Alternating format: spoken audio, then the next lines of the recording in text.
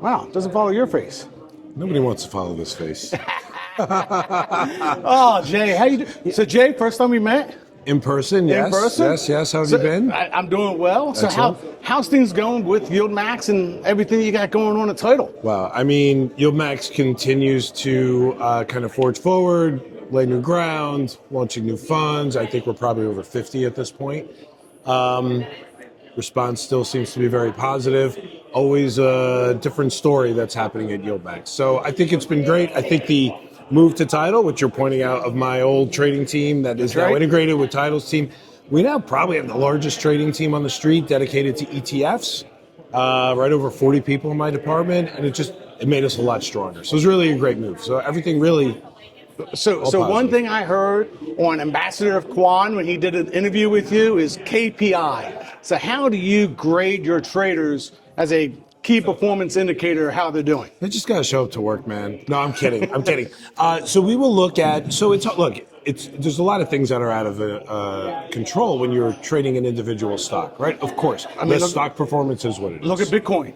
How can you have predicted Bitcoin was going to make this big move? Right, this morning, right? Or last night, actually it's funny, we were at dinner, I was like, Bitcoin's up 4%, going to be an interesting day tomorrow. Yes, so you have to be prepared for those kinds of things. So, look, this is, we've been fairly clear, and there is somewhat of a prescription that we follow and a recipe that we follow, but you never know, right? There's no option strategy that wins in all markets all the time. That's right. So you have to be able to be flexible, and you always have outs, right? When I say that, that's probably not the greatest term because it's more of a gambling term, or a poker term. But you always want to know what if, right? So if you're thinking about that, so we will grade performance-wise on, hey, stock was up 5%.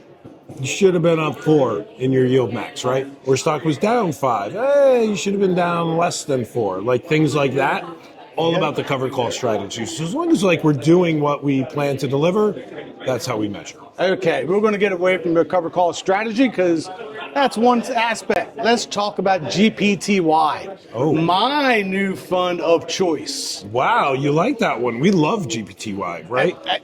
No offense to those in the audience about Alti, but when you have GPTY using the Alti strategies on those type of stocks, I enjoy it. Well, the nice thing, so we have some flexibility on which stocks we can pick, right? As long as it's AI related, right? That's right. Falls into GPTY. Technology and AI. The flexibility to do collars, to do spreads of stock replacement, to just do out of the money put spreads for income.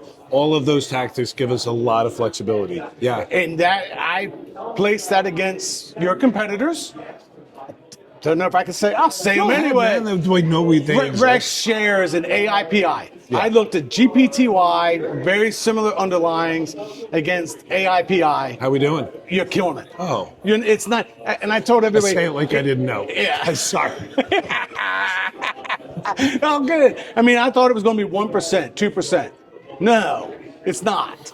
There is a significant difference between how you perform and how just a covered call strategy performs. So activity in rolling those positions. Hey, once you've made the money, roll it, right? Don't put on a 3-month, they don't go 3 months, but don't put a long dated one and just sit on it. And the biggest one, and it's almost the most boring part of the fund, is protecting the downside, right? You throw in a long put, all of a sudden you take out a minus 25% day on one of those names, right? It's not going to blow up your whole fund because one component had just a really bad something, right? Anything can happen, right? This is a pretty volatile space still.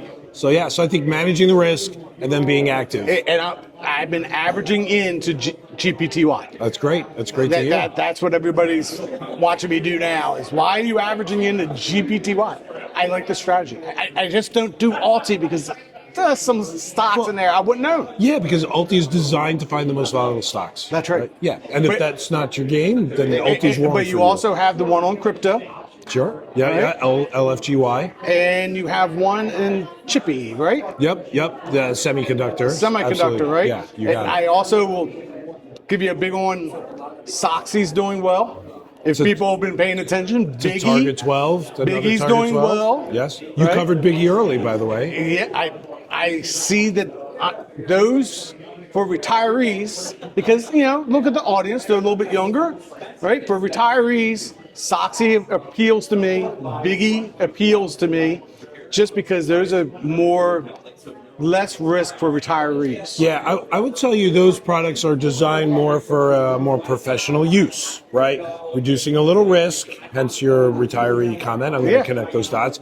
And we're not going for like nosebleed yields. Like those are a target 12% return, 1% a month in premium.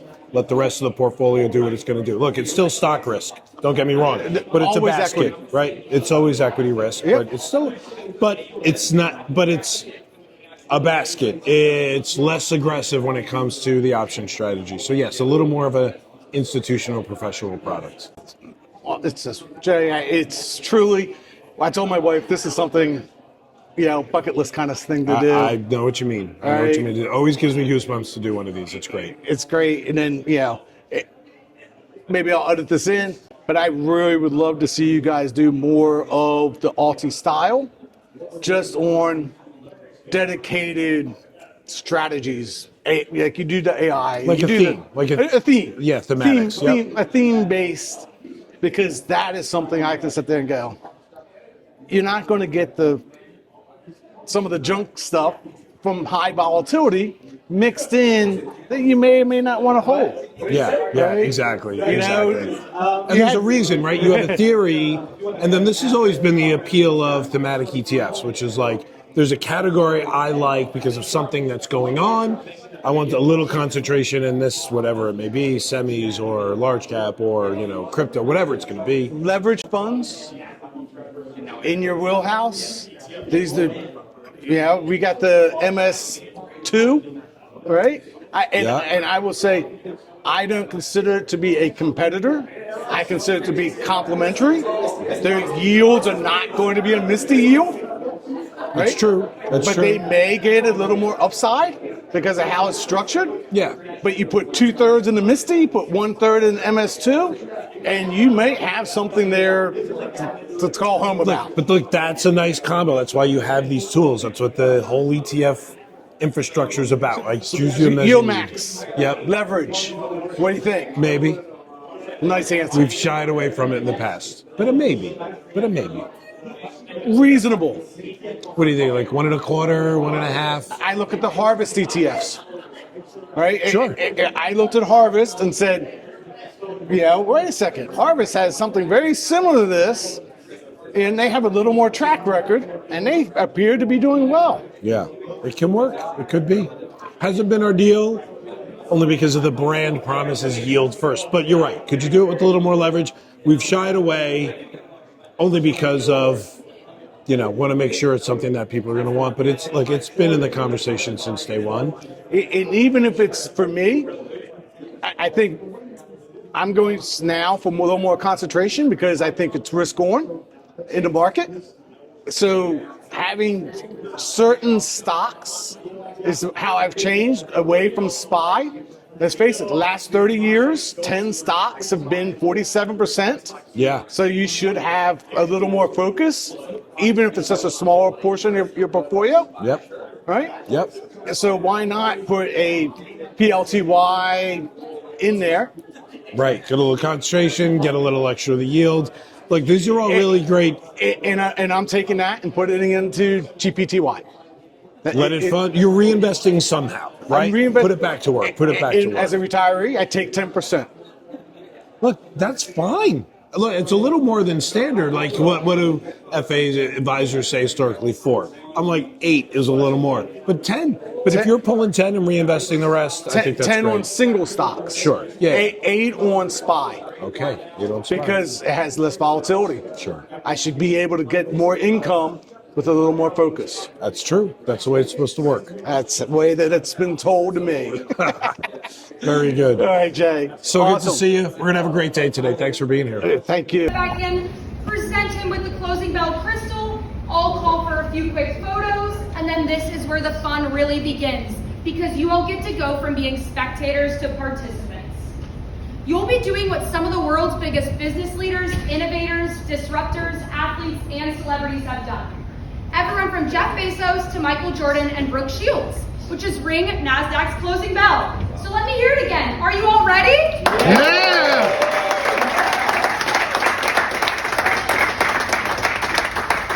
I think we can do better, so I'm going to ask one more time. Are you all ready?